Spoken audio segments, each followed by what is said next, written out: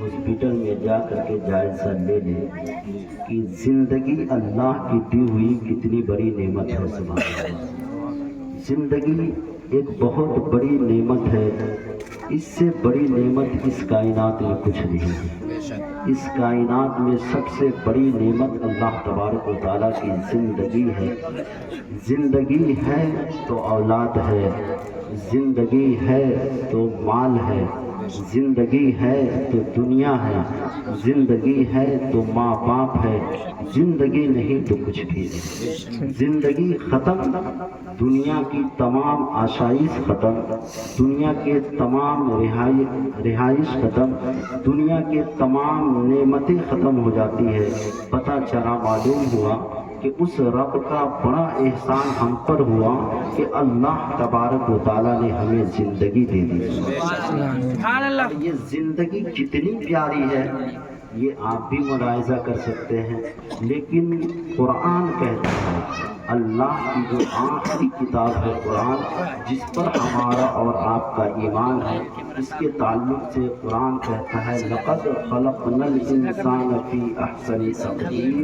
یہ اللہ کا احسان ہے کہ اللہ تبارک و تعالیٰ نے ہمیں اور آپ کو، ہم سب کو بہترین اعتدال پر پیدا فرمایا۔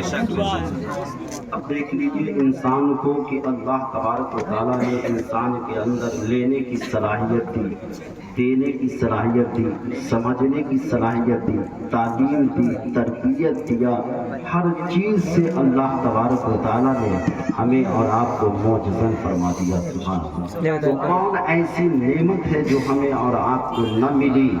آپ جانور کو دیکھ لیجئے، آپ درند کو دیکھ لیجئے، پرند کو دیکھ لیجئے، چرند کو دیکھ لیجئے، کل کائنات میں جتنی نعمتیں ہیں ساری نعمتوں کو دیکھ لیجئے، پھر آپ اپنے آپ کو دیکھیے تو آپ اللہ کا شکر ادا کریں گے کہ اے اللہ تو نے مجھے پانی نہیں انسان بنایا، اے اللہ تو نے ہوا نہیں انسان بنایا، اے اللہ تو نے زمین نہیں انسان بنایا، اے اللہ تو نے جانور نہیں انسان بنایا، اے اللہ تو نے فرش و عرش نہیں مجھے انسان بنایا۔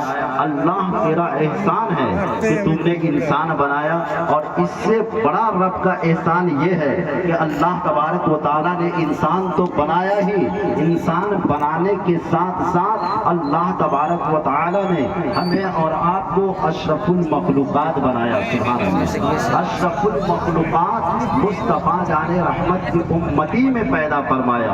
اللہ تبارک و تعالیٰ نے قرآن کریم میں ارشاد فرمایا کنتم خیر امت اخرجت للناس، تم بہترین امت ہو۔ یہ کون کہہ رہا ہے؟ رب کا قرآن بول رہا ہے۔ کیا فرما رہا ہے قرآن؟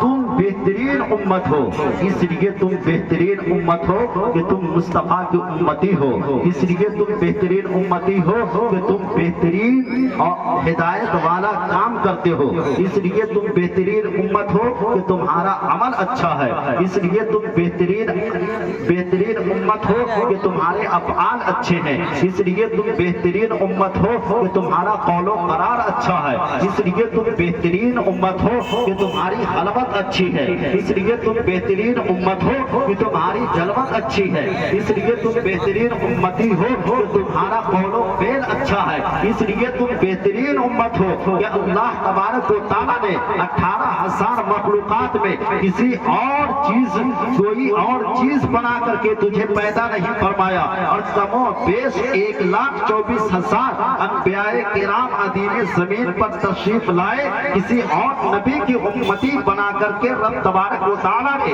اس کائنات میں تجھے نہیں بھیجا۔ اگر قسم خدا کی اللہ تبارک و تعالیٰ نے تجھے امتی بنایا تو مصطفیٰ جان رحمت کا امتی بنا دیا، اگر تجھے کتاب دی تو قرآن مقدس جیسی معتبر کتاب عنایت فرما دی، اور سب سے بڑا رب کا احسان یہ ہوا کہ انسان بنانے کے بعد اللہ تبارک و تعالیٰ نے آپ کو قوت بصارت بھی دی، قوت بصیرت بھی دی۔ اللہ تبارک و تعالیٰ نے یہ انعام و اکرام سے آپ کو نوازا کہ قوا انفسکم و اہلیکم نارا، تم خود بہترین उम्मती बन जाओ और तेरे साथ साथ तेरा बच्चा भी बेहतर बन जाए, तुम्हारे देशों अकरबा रिश्तेदार भी अच्छे हो जाए, तुम्हारा मुआशरा भी अच्छा हो जाए। ये किसी और का ऐलान नहीं, ये परवरदिगार का ऐलान है। यही वजह है कि हमारा उठना, हमारा बैठना, हमारी खलवत, हमारी जलवत, हमारी गुफ्तगू, हमारी इबादत, हमारी रियासत, ये सब का सब बेमिसाल है। इसलिए बेमिसाल है कि हम बेमिसाल, हमारा नबी बेमिसाल, हम बेमिसाल, हमारी किताब बेमिसाल, हम बेमिसाल, हमारी शरीयत बेमिसाल, हम बेमिसाल और हमारा मजहब बेमिसाल। नारे तकबीर, नारे रिसालत, नारे रिसालत, मसलके आला हजरत जिंदाबाद, मसलके आला हजरत जिंदाबाद, जश्न ईद मिलादुन नबी जिंदाबाद, अल्लामा सिराज साहब क़िबला जिंदाबाद, नारे तकबीर, अल्लाहू अकबर, नारे रिसालत।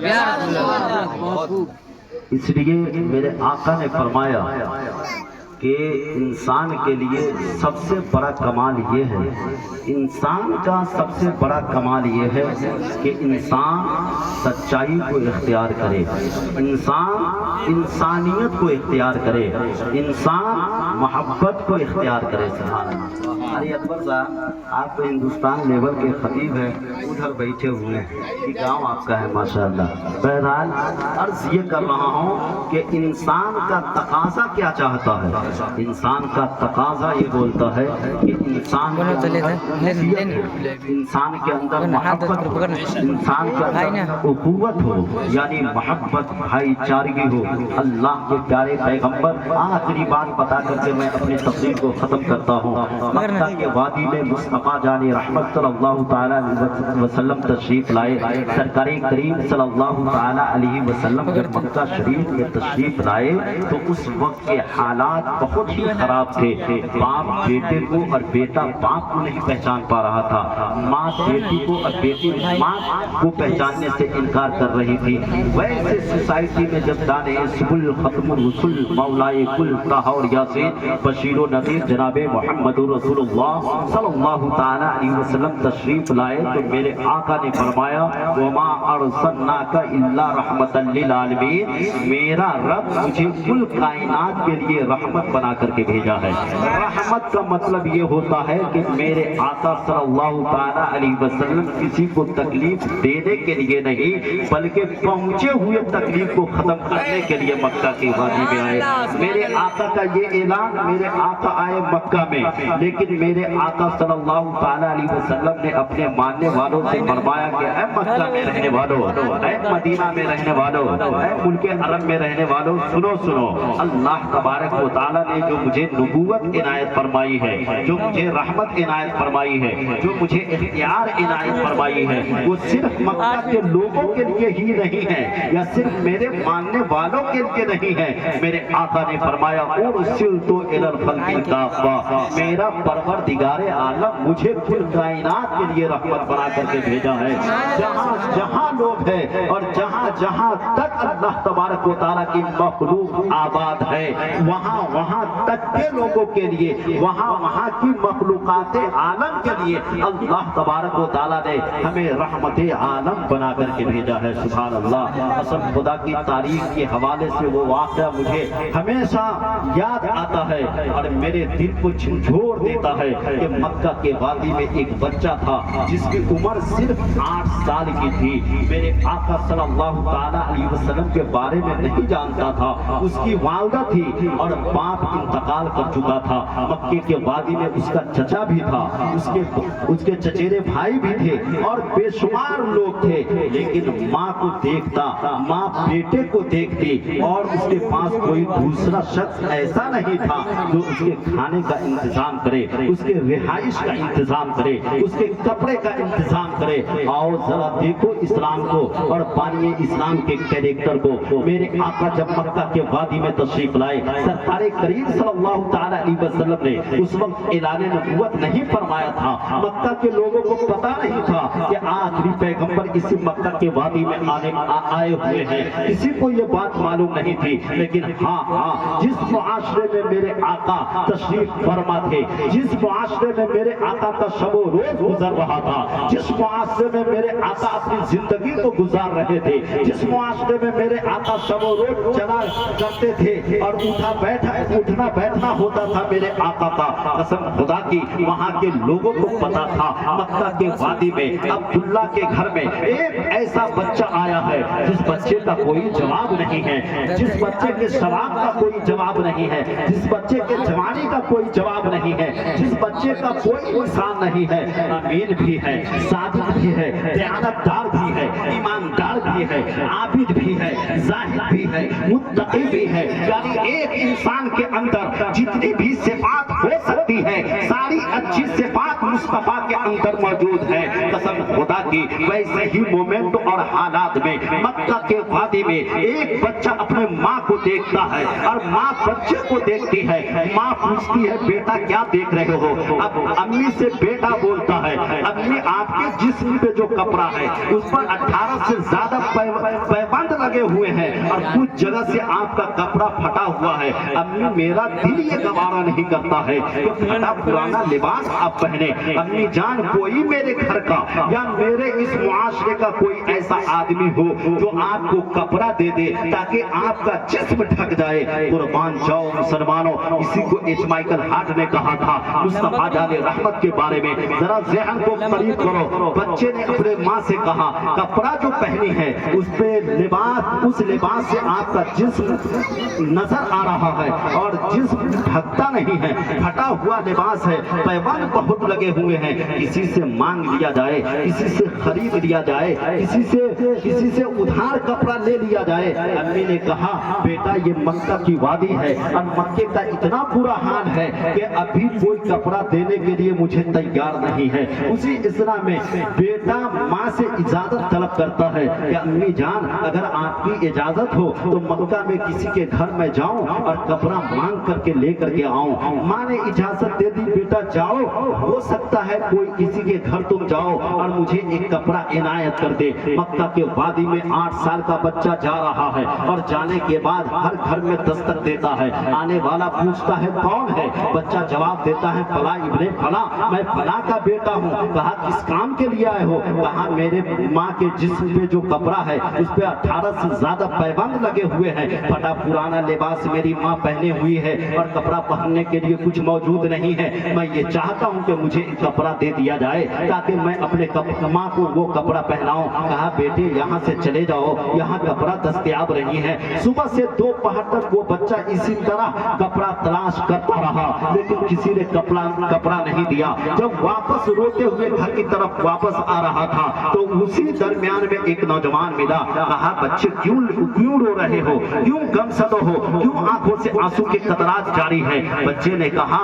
وجہ اس کی یہ ہے کہ رو اس لیے رہا ہوں کہ میری ماں کے جسم پہ جو لباس ہے وہ پھٹا پرانا ہے، میرے ماں کا جسم ڈھکتا نہیں ہے، اس کپڑے سے ایک کپڑے کی ضرورت ہے۔ کہا سنو تجھے پتا نہیں ہے اس مکے کے وادی میں تجھے کوئی کپڑا عنایت نہیں کر سکتا ہے، لیکن ہاں آمنہ کا لفظ جگر، عبداللہ کا نور نظر حتیم کعبہ کے اندر موجود ہے، جاؤ محمد ابن عبداللہ کی بارگاہ میں، وہاں دستے سوال تراش کرو۔ ابھی میرے آقا نے نبوت کا اعلان نہیں فرمایا ہے لیکن مکہ کے وادی میں لوگوں کو پتا تھا کہ آخری پیغمبر جسے لوگ محمد ابن عبداللہ کہتے ہیں وہی کپڑا عنایت فرما سکتے ہیں۔ اس بچے نے مصطفیٰ کی بارگاہ میں نہیں گیا، واپس گھر آیا، آنے کے بعد اس نے کہا محمد ابن عبداللہ کی بارگاہ کا کسی نے پتہ بتایا ہے، امی جان اگر اجازت ہو تو میں محمد ابن عبداللہ کی بارگاہ میں چلا جاؤں۔ امی نے کہا بیٹا نہیں محمد ابن عبداللہ کی بارگاہ میں جانا نہیں ہے،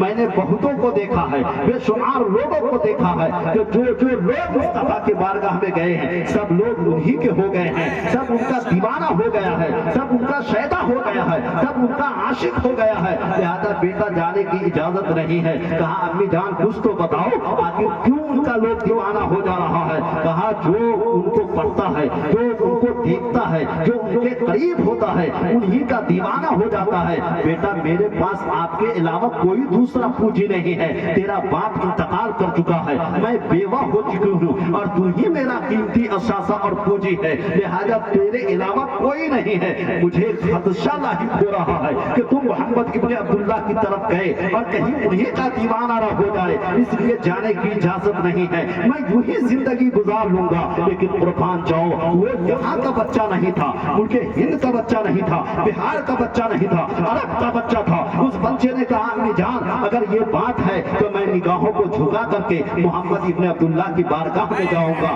کانوں کو بند کر کے محمد ابن عبداللہ کی بارگاہ میں جاؤں گا, اپنے نگاہوں کو جھکا کر کے مصطفیٰ کی بارگاہ میں جاؤں گا اور یہ عرض کروں گا اے محمد ابن عبداللہ, میں آپ کے جمال جہاں آرا کا مشاہدہ کرنے کے لیے نہیں آیا ہوں, میں آپ کا خطبہ پڑھنے کے لیے نہیں آیا ہوں, میں آپ کی بات سننے کے لیے نہیں آیا ہوں. اے محمد ابن عبداللہ, میں آپ کی بارگاہ میں ایک سائل بن کر کے آیا ہوں, مجھے ایک کپڑا درکار ہے. قسم خدا کی ماں نے یہ اجازت دے دی. بچے کی نگاہیں جھکی ہوئی تھی, مصطفیٰ جان رحمت گھر میں کعبہ میں موجود تھے. ایک بچہ 8 سال کا مصطفیٰ کی بارگاہ میں بڑھتا ہے, بے شمار لوگ مصطفیٰ کے ساتھ ہے. آنے والا بچہ آتا ہے, جیسے دستے سوال تراش کرتا ہے, میرے آقا کھڑے ہو جاتے ہیں, پوچھتے ہیں بچہ ضرورت کس بات کی ہے؟ کہا میری والدہ کو کپڑا نہیں ہے. میرے آقا صلی اللہ تعالیٰ علیہ وسلم نے کالی کملی بڑھا دیا ہے. بڑھانے کے بعد بچہ کپڑا پکڑا ہے اور پکڑنے کے بعد واپس لوٹنے لگا ہے. ایک صحابی تھے جو اس وقت کو ایمان نہیں لائے ہوئے تھے لیکن مصطفیٰ کی بارگاہ میں رہتے تھے. جناب ابو بکر صدیق رضی اللہ تعالیٰ عنہ, سرکار کریم صلی اللہ تعالیٰ علیہ وسلم نے جب کملی مبارک بڑھایا تو ابو بکر صدیق نے اس بچے کو روکنا چاہا. میرے آقا صلی اللہ تعالیٰ علیہ وسلم کا اختیار کو دیکھیے کہ جو باتیں اپنے ماں سے بچہ اپنے گھر اور دالان میں کیا تھا, مصطفیٰ اسے بھی سماعت کر رہے تھے, مصطفیٰ اسے بھی جان رہے تھے. مصطفیٰ کے اختیار کا اندازہ آپ لگا سکتے ہیں کہ مصطفیٰ اسے سماعت کر رہے ہیں. ابو بکر صدیق کو میرے آقا نے روک دیا, کہا اس بچے کو ٹچ نہ کرو, اسے کالی کملی لے جا کر کے ماں پہ پہنانے دو. قسم خدا کی بچہ آگے بڑھا, اس نے یہی سوچا اور یہی غور و فکر کیا. مکہ کے وادی میں صبح سے شام تک ٹہلا, کوئی کپڑا دینے والا نظر نہیں آیا. یہ کون انسان ہے جو میری والدہ کے لیے بغیر مجھ سے پوچھے ہوئے, بغیر سوال کیے ہوئے, بغیر کسی چون چلا کے مجھے کپڑا عنایت فرما دیا. ابھی مصطفیٰ کو دیکھا بھی نہیں ہے, مصطفیٰ کو سنا بھی نہیں ہے, مصطفیٰ کی بارگاہ میں گیا اور واپس لوٹا ہے. ابھی لوٹ رہا تھا کہ دل کی دنیا بدل رہی تھی, لوٹ رہا تھا کہ ایمان معجزن ہو رہا تھا, لوٹ رہے تھے کہ مصطفیٰ جان رحمت کی محبت دل میں جذب کر چکی تھی. بچہ جا رہا ہے, مصطفیٰ کے بارے میں سوچ رہا ہے, بچہ جا رہا ہے, مصطفیٰ کے اخلاق کے بارے میں سوچ رہا ہے, بچہ جا رہا ہے, مصطفیٰ کی سخاوت کے بارے میں سوچ رہا ہے. بچہ گیا اور ماں کو کپڑا عنایت فرمایا. بچے سے ماں نے کہا بیٹا کپڑا کس نے دیا؟ کہا محمد ابن عبداللہ نے دیا. کہا کوئی کلام ہوا؟ کہا کوئی کلام نہیں. کہا کوئی گفتگو ہوئی؟ کہا کوئی گفتگو نہیں. بغیر کسی سوال و جواب کے مجھے کالی کملی بڑھا دیا اور میں کپڑا لے کر کے آپ کی بارگاہ محبت میں پہنچ چکا ہوں. اتنا کہنا تھا کہ ماں نے کہا بیٹا کپڑا تو میں پہن لوں گی, لیکن سنو ذرا ان کا جائزہ لینا کہ آخر وہ کون انسان ہے, وہ کیسے انسان ہے, ان کا اخلاق کیسا ہے, ان کی سخاوت کیسی ہے. بیٹے نے کہا امی جان آپ کو پتا نہیں ان کی سخاوت کے بارے میں, لوگ ان کو محمد ابن عبداللہ کہتے ہیں اور میں نے یہ سنا ہے کہ مکے کے وادی میں جب وہ آخری پیغمبر آئے تو جن کے پاس رہنے کے لیے گھر نہیں تھا, مصطفیٰ کی آمد کی برکت سے رہنے کے لیے گھر مل گیا. جس سے پہننے کے لیے کپڑا نہیں تھا, مصطفیٰ کی بدولت اسے کپڑا نصیب ہو گیا. مصطفیٰ کی بدولت اللہ تبارک و تعالیٰ نے یتیموں کا سہارا کسی اور کو نہیں بنایا, مصطفیٰ کو بنا دیا. ماں نے کہا میرے دل میں یہ اثر کر گئی تیری بات, میں یہ چاہتی ہوں کہ مصطفیٰ کا دیدار ہو. بچے نے کہا میں یہ چاہتا ہوں مصطفیٰ کا دیدار ہو. وہ مصطفیٰ کی بارگاہ میں گئے اور جانے کے بعد بے اختیار یہی کہا جو ابو بکر نے کہا, جو عمر نے کہا, جو علی نے کہا, جو بلال نے کہا, جو سلمان نے کہا, جو صہیب نے کہا اشہد ان لا الہ الا اللہ محمد رسول اللہ.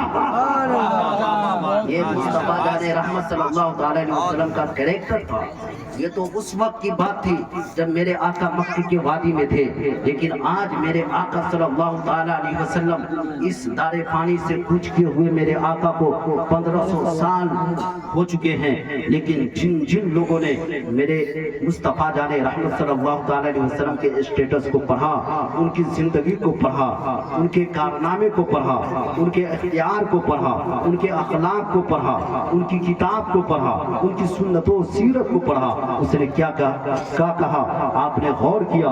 یا آپ موبائل کا زمانہ ہے، آپ دیکھ لیجئے جو 1400-1500 سال پہلے صحابہ نے کہا وہی آج بھی لوگ کہہ رہے ہیں۔ اے مصطفیٰ آپ کا جواب نہیں ہے، اے مصطفیٰ آپ کی سخاوت کا جواب نہیں ہے، اے مصطفیٰ آپ کی عطا کا جواب نہیں ہے، اور جواب ہوتا بھی کیسے؟